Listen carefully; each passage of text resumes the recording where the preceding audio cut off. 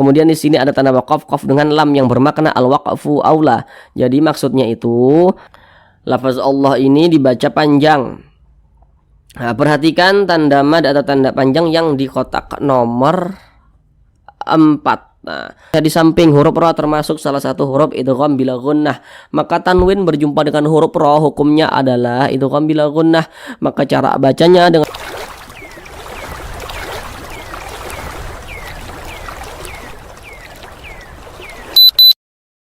Assalamualaikum warahmatullahi wabarakatuh. Apakah Bapak Ibu Saudara semuanya belum lancar dalam membaca Al-Quran, masih terbata-bata dalam membaca Al-Quran, kemudian juga belum memahami ilmu tajwid? Mari belajar mengaji bersama kami. Akan kami jelaskan tajwidnya dengan pelan-pelan, sehingga insya Allah Bapak Ibu Saudara semuanya langsung bisa memahami ilmu tajwid dengan mudah. Dengan kita memahami ilmu tajwid, maka insya Allah bagi Bapak Ibu Saudara semuanya yang belum lancar dalam membaca Al-Quran bisa segera lancar. Namun sebelum itu kami doakan terlebih dahulu, semoga Bapak Ibu Saudara semuanya senantiasa dalam keadaan sehat, dipermudah segala urusannya, dikabulkan segala hajatnya, dan senantiasa dilancarkan rezekinya oleh Allah Subhanahu wa Ta'ala. Amin, amin ya Rabbal Alamin. Baiklah, langsung kita mulai belajar mengaji Al-Qur'annya.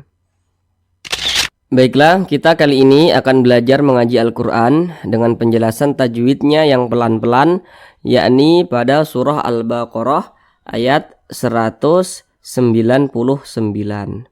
Di sini akan kami bacakan terlebih dahulu dengan pelan-pelan. A'udzu billahi minasy syaithanir rajim.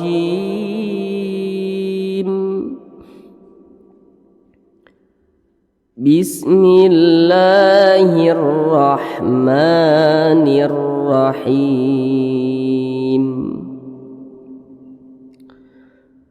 Thumma afidhu min haitsu afadhan nasu wastaghfirullah. Innallaha ghafurur rahim. Baik, sekarang kita bahas tajwidnya dengan pelan-pelan. Namun sebelum itu ada beberapa hal yang kami sampaikan di awal supaya nantinya lebih memudahkan Bapak Ibu Saudara semuanya dalam memahami apa yang kami sampaikan. Kalau nanti kami katakan huruf di belakangnya atau huruf sebelumnya, maka itu adalah huruf yang berposisi sebelah kanan, sebelah sini, sebelah kanan. Nah, kalau nanti kami katakan huruf di depannya atau huruf setelahnya, maka itu adalah huruf yang berposisi sebelah kiri, berarti sebelah sini, sebelah kiri.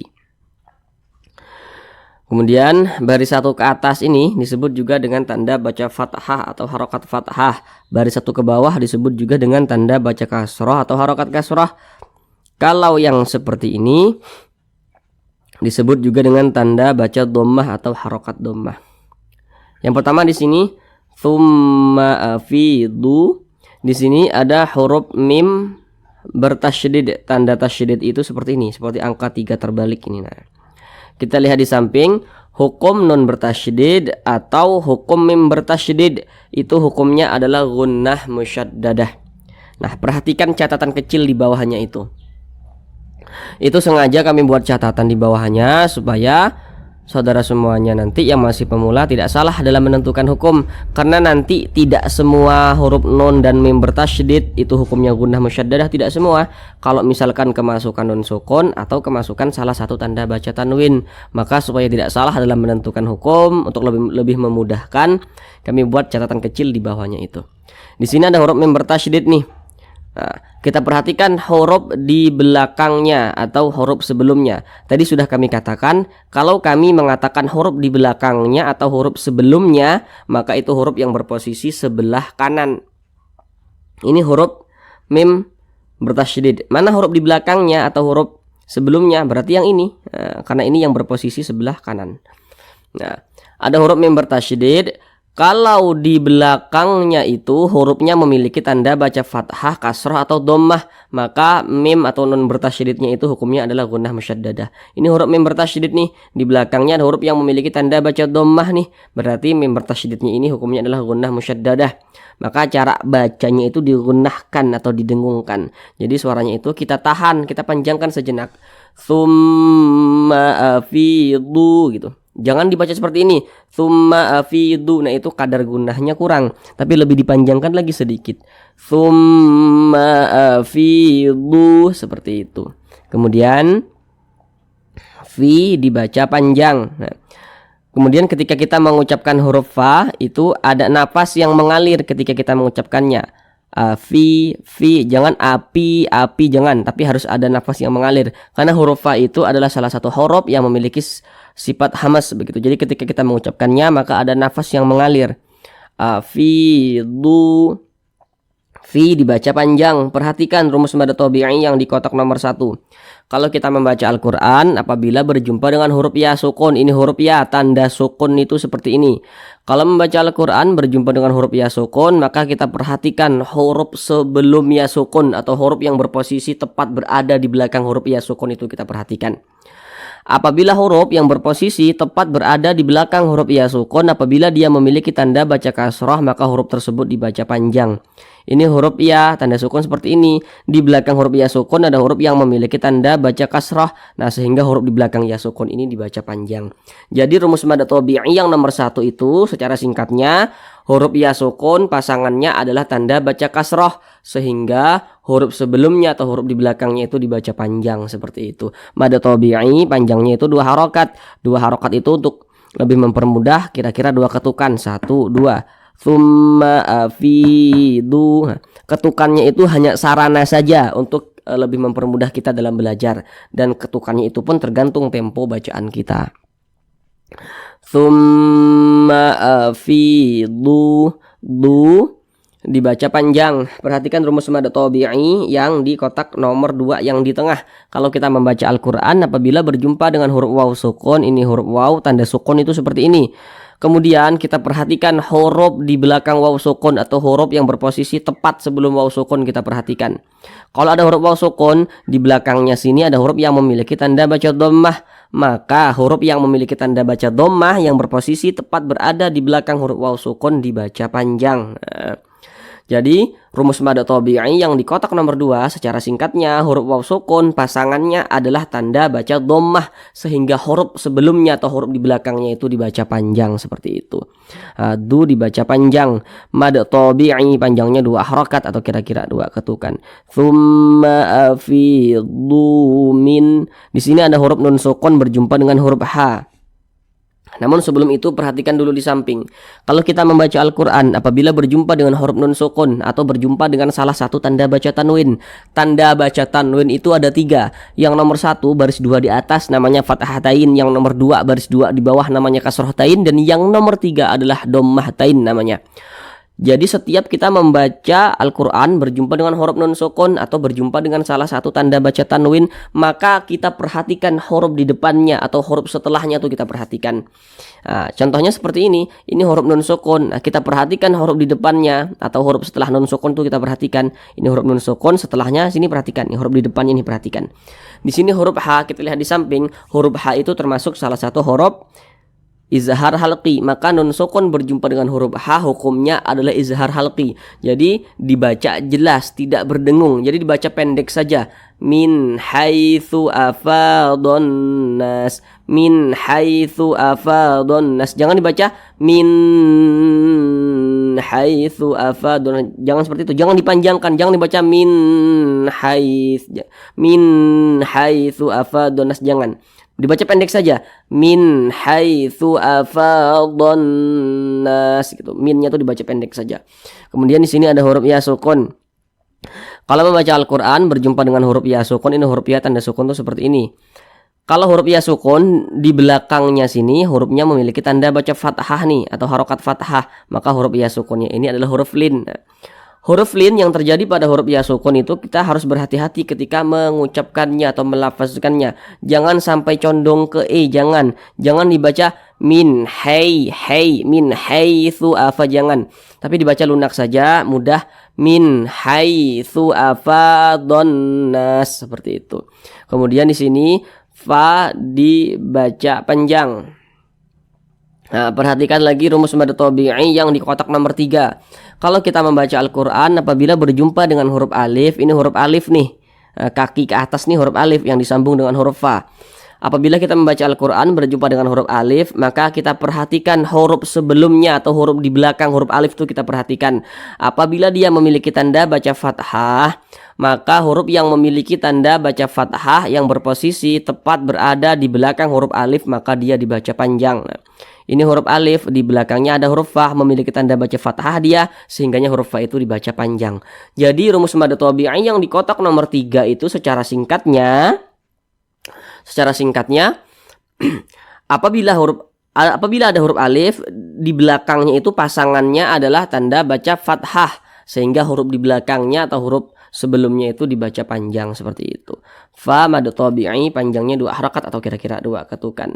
Min haitsu afadun nas. Di sini ada alif lam berjumpa dengan huruf nun. Setiap kita membaca Al-Quran berjumpa dengan huruf alif lam, kita perhatikan huruf di depannya. Ini alif, ini lam. Nah, kita perhatikan huruf di depan huruf lamnya itu kita perhatikan. Di depan huruf lam sini huruf nun, kita lihat di samping. Huruf nun itu termasuk salah satu huruf syamsiyah. Maka alif lam berjumpa dengan huruf nun, hukumnya adalah alif lam syamsiyah. Alif lam syamsiyah itu biasa disebut juga dengan idgham syamsiyah. Karena dia cara membaca huruf lamnya itu diidghamkan. Jadi huruf lamnya ini dia tidak dibaca. Makanya di sini tidak ada tanda bacanya kan, langsung masuk di huruf di depannya begitu. Jadi langsung masuk ke huruf nun. Nah, jadi jangan bingung. Afadun nas begitu. Kemudian di sini ada huruf nun bertasydid. Nah, tadi di awal sudah kami jelaskan dengan detail mengenai hukum nun bertasydid dan mim bertasydid. Sudah kami jelaskan dengan detail. Kita lihat di samping, huruf nun bertasydid hukumnya adalah gunnah musyaddadah. Maka cara bacanya digunakan atau didengungkan. Jadi kita tahan, kita panjangkan sejenak. Min haitsu afadun nasu wastaghfirullah. Kemudian dibaca panjang. Perhatikan lagi rumus mad tabi'i yang di kotak nomor 3. Kalau membaca Al-Quran apabila berjumpa dengan huruf alif, maka kita perhatikan huruf di belakang huruf alif atau huruf sebelum huruf alif itu kita perhatikan. Apabila huruf yang berposisi tepat berada di belakang huruf alif, apabila dia memiliki tanda baca fathah, maka huruf tersebut dibaca panjang. Ini alif nih yang disambung dengan huruf nun. Huruf nun dibaca panjang sebab dia memiliki tanda baca fathah nih. Dan posisi huruf nun ini tepat berada sebelum huruf alif atau tepat berada di belakang huruf alif, sehingganya huruf nun dibaca panjang karena memiliki tanda baca fathah dan berposisi di belakang huruf alif. Mad tabi'i panjangnya 2 harakat atau kira-kira 2 ketukan. Tsumma afidhu min haitsu afadun nasu wastaghfirullah. Kemudian di sini huruf ra yang memiliki tanda baca dhammah, maka dia dibaca tebal, dibaca tafkhim. Ketika kita mengucapkannya, maka pangkal lisan kita atau pangkal lidah kita itu naik terangkat ke atas ketika mengucapkannya. Wastaghfirullah, firullah, firullah. Jangan dibaca firullah, jangan, tapi ditebalkan. Wastaghfirullah, seperti itu. Kemudian di sini ada lafaz Allah. Setiap kita membaca Al-Quran apabila berjumpa dengan lafaz Allah, maka kita perhatikan huruf yang berposisi sebelum lafaz Allah atau huruf yang berposisi tepat berada di belakang lafaz Allah yang memiliki tanda baca. Ini lafaz Allah. Mana huruf yang memiliki tanda baca? Di belakang lafaz Allah mana huruf yang memiliki tanda baca? Berarti huruf ra ini.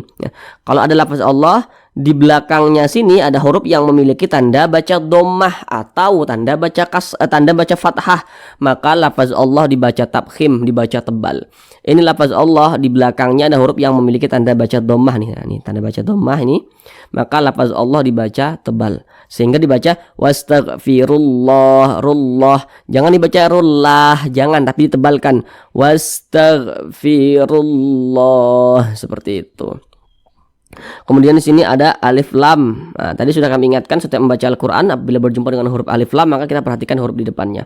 Ini huruf alif lam, di depannya sini, di depan huruf lam ada huruf lam lagi yang kita lihat di samping. Huruf lam itu termasuk salah satu huruf syamsiyah, maka alif lam berjumpa dengan huruf lam hukumnya adalah alif lam syamsiyah. Maka huruf lam yang ini tidak dibaca, jadi jangan bingung. Jadi diidghamkan langsung masuk di huruf yang di depannya ini.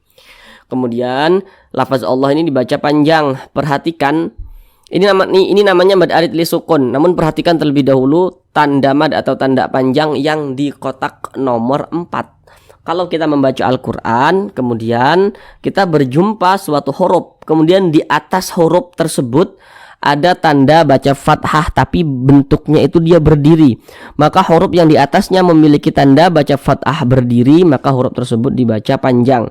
Ini huruf lam, di atasnya ada tanda baca fathah tapi dia bentuknya itu berdiri. Bentuknya itu alif kecil. Nah, ini seperti ini. Maka huruf yang di atasnya memiliki tanda baca fathah, maka huruf tersebut dibaca, yang memiliki tanda baca fathah berdiri, maka huruf tersebut dibaca panjang. Ini pada awalnya namanya mad tabi'i, kemudian mad tabi'inya tuh berjumpa dengan huruf yang kita sukunkan atau yang kita matikan, maka namanya berubah menjadi mad arid li sukun. Panjangnya boleh 2 harokat, boleh 4 harokat hingga 6 harokat. Yang terpenting konsisten dalam sekali bacaan. Bagaimana maksudnya konsisten itu? Jadi dia harus sama begitu. Jadi kalau misalkan nih di sini mad arid li sukun nih, di sini kita panjangkan 2 harokat, maka di bawah ini mad arid li sukun juga nih, yang di bawah nih. Ini kita baca 2 harokat juga. Kalau di atas kita baca 4, nanti berjumpa lagi dengan mad arid li sukun di bawahnya kita baca 4 juga. Jadi harus sama begitu. Mana huruf yang kita sukunkan? Huruf H. Ini kan kalau kita berwaqaf tepat di huruf H, kita baca wastaghfirullah, rullah. Jangan baca rullah, jangan. Tapi huruf H ini kita sukunkan. Kenapa huruf H kita sukunkan? Jadi kalau kita membaca Al-Qur'an kemudian kita berwaqaf atau berhenti tepat di huruf yang tidak dibaca panjang, maka huruf tersebut harus kita sukunkan atau harus kita matikan begitu. Jadi huruf sukun itu terkadang juga disebut huruf mati begitu oleh beberapa guru ngaji yang pernah kami temui, untuk lebih mempermudah saja gitu, memahamkan kepada yang belajar. Jadi karena huruf H ini tidak dibaca panjang, kita berwaqaf atau berhenti tepat di huruf H, maka huruf H kita sukunkan seperti itu, sehingga dibaca wastaghfirullah begitu. Kemudian di sini ada tanda waqaf, qaf dengan lam yang bermakna al-waqfu aula. Jadi maksudnya itu berwaqaf lebih utama. Jadi kalau menemukan tanda waqaf seperti ini, maka alangkah baiknya kita berwaqaf tepat di tanda waqaf al-waqfu aula ini. Kemudian di sini ada huruf nun bertasydid. Nah, kita lihat di samping, sudah detail tadi kami jelaskan di awal. Huruf nun bertasydid, huruf mim bertasydid hukumnya adalah gunnah musyaddadah. Maka ini huruf nun bertasydid hukumnya adalah gunnah musyaddadah. Cara bacanya digunnahkan. Nah, jadi kita dengungkan. Nah, kita tahan suaranya, kita panjangkan sejenak. Innallaha ghafurur rahim. Nah, kemudian di sini ada lafaz Allah. Nah, tadi sudah kami jelaskan juga di awal, kalau membaca Al-Qur'an berjumpa dengan lafaz Allah, maka kita perhatikan huruf di belakang lafaz Allah atau huruf sebelum lafaz Allah yang memiliki tanda baca. Ini lafaz Allah nih. Mana huruf yang memiliki tanda baca? Berarti huruf nun ini. Kalau ada lafaz Allah di belakangnya ada huruf yang memiliki tanda baca fathah, maka lafaz Allah dibaca tebal. Tanda baca fathah atau tanda baca dhammah. Di atas ini tadi lafaz Allah dibaca tebal karena dia memiliki tanda baca dhammah. Ini lafaz Allah dibaca tebal juga karena dia memiliki tanda baca fathah, sehingga dibaca innallah. Jangan dibaca innallah, jangan, tapi ditebalkan innallah seperti itu. Kemudian di sini ada alif lam berjumpa dengan huruf lam. Kita lihat di samping, huruf lam termasuk salah satu huruf syamsiyah. Maka alif lam berjumpa dengan huruf lam nih hukumnya adalah alif lam syamsiyah. Kemudian lafaz Allah ini dibaca panjang. Nah, perhatikan tanda mad atau tanda panjang yang di kotak nomor 4. Nah, kalau kita membaca Al-Qur'an kemudian berjumpa dengan suatu huruf, kemudian di atas huruf tersebut ada tanda baca fathah berdiri, maka huruf yang di atasnya memiliki tanda baca fathah berdiri, maka huruf tersebut dibaca panjang. Nah, ini huruf lam nih, di atasnya ada tanda baca fathah, tapi dia bentuknya tuh berdiri. Atau dapat kita pahami karena di atas apabila kita membaca Al-Qur'an kemudian berjumpa dengan alif kecil yang berdiri di atas suatu huruf, maka huruf tersebut dibaca panjang. Nah, jadi terserah kita mana penjelasan yang mudah untuk kita ingat seperti itu. Ini namanya mad tabi'i, panjangnya 2 harakat atau kira-kira 2 ketukan. Innallaha ghafurur rahim. Fu dibaca panjang. Perhatikan rumus mad tabi'i yang di tengah, yang di kotak nomor 2. Kalau kita membaca Al-Quran apabila berjumpa dengan huruf waw sukun, perhatikan huruf di belakangnya. Apabila huruf yang berposisi tepat berada di belakang huruf waw sukun, apabila dia memiliki tanda baca dhammah, maka huruf tersebut dibaca panjang. Fu dibaca panjang sebab nih memiliki tanda baca dhammah nih, posisinya tepat berada di belakang huruf waw sukun. Ini huruf waw tanda sukun seperti ini, di belakangnya ada huruf yang memiliki tanda baca dhammah sehingga huruf ini dibaca panjang. Mad tabi'i panjangnya 2 harakat. Innallaha ghafurur rahim. Di sini huruf ra memiliki tanda baca dhammahtain, di sini huruf ra memiliki tanda baca fathah. Kedua-dua huruf ra ini dibaca tabkhim, dibaca tebal, sehingga pangkal lisan kita, pangkal lidah kita ketika mengucapkannya naik terangkat ke atas. Innallaha ghafurur rahim, rahim, seperti itu. Kemudian di sini tanda baca tanwin berjumpa dengan huruf ra. Tadi di awal sudah kami jelaskan, setiap membaca Al-Quran berjumpa dengan huruf nun sukun atau salah satu tanda baca tanwin, maka perhatikan huruf di depannya atau huruf setelahnya, maka terjadilah suatu hukum tajwid. Di sini tanda baca tanwin berjumpa dengan huruf ra. Kita lihat di samping, huruf ra termasuk salah satu huruf idgham bila gunnah. Maka tanwin berjumpa dengan huruf ra, hukumnya adalah idgham bila gunnah. Maka cara bacanya dengan cara memasukkan kemudian tidak berdengung. Apanya yang dimasukkan? Jadi bunyi tanwin ini masuk ke huruf ra. Jadi dibaca ghafurur rahim. Jangan dibaca ghafurun rahim, jangan, tapi langsung masuk ke huruf ra. Ghafurur rahim, seperti itu. Kemudian dia tidak berdengung, tidak digunahkan, jadi pendek saja. Jangan dibaca ghafurur rahim, jangan ditahan seperti itu, jangan dipanjangkan seperti itu, salah. Pendek saja, ghafurur rahim, seperti itu. Kemudian him ini namanya mad arid li sukun, namun sebelum itu perhatikan terlebih dahulu rumus mad tabi'i yang di kotak nomor 1. Kalau kita membaca Al-Qur'an apabila berjumpa dengan huruf ya sukun, ini huruf ya tanda sukun seperti ini, kita perhatikan huruf sebelumnya. Kalau sebelum huruf ya sukun ada huruf yang memiliki tanda baca kasrah, maka huruf tersebut dibaca panjang. Pada awalnya namanya mad tabi'i, mad tabi'inya berjumpa dengan huruf yang kita sukunkan, maka namanya berubah menjadi mad arid li sukun. Panjangnya boleh 2 harokat, boleh 4 harokat hingga 6 harokat. Yang terpenting konsisten dalam sekali bacaan. Mana huruf yang kita sukunkan? Huruf mim. Ini kan kita baca kalau kita berwaqaf berhenti tepat di huruf mim. Kita baca innallaha ghafurur rahim, rahim. Jangan dibaca rahimun, jangan, tapi rahim, seperti itu. Huruf mim ini kita sukunkan. Kalau kita membaca Al-Quran kemudian kita berwaqaf atau berhenti tepat di huruf mim. Mohon maaf, kalau kita membaca Al-Quran kemudian kita berwaqaf atau berhenti tepat di huruf yang tidak dibaca panjang, maka huruf tersebut harus kita sukunkan. Ini kita berwaqaf tepat di huruf mim tidak dibaca panjang, maka huruf mim kita sukunkan, seperti itu. Baiklah, dikarenakan durasi videonya itu sudah terlalu lama, kita cukupkan belajar mengajinya sampai di sini. Semoga apa yang sudah sama-sama kita pelajari, sama-sama yang sudah kita pahami, coba diterapkan. Jadi ketika Bapak Ibu Saudara semuanya sudah memahami apa yang kami sampaikan, mulailah berlatih dengan sendirinya. Ketika membaca Al-Quran pelan-pelan diterapkan gitu. Insya Allah nantinya juga bakalan lancar bagi yang belum lancar dalam membaca Al-Quran. Karena supaya lancar wajib mengetahui ilmu tajwid. Terima kasih. Assalamualaikum warahmatullahi wabarakatuh.